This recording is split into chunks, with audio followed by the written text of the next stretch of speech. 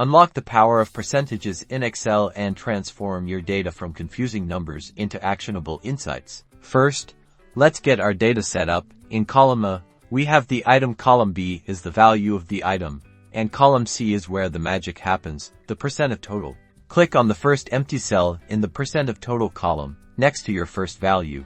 Now, enter the formula equals B2 divided by $B$6. Replace B2 with the cell containing the first value, and $B$6 with the cell containing the total value.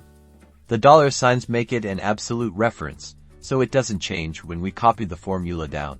Press Enter. Excel calculates the decimal representation of the percentage. Click on the cell with the calculated decimal.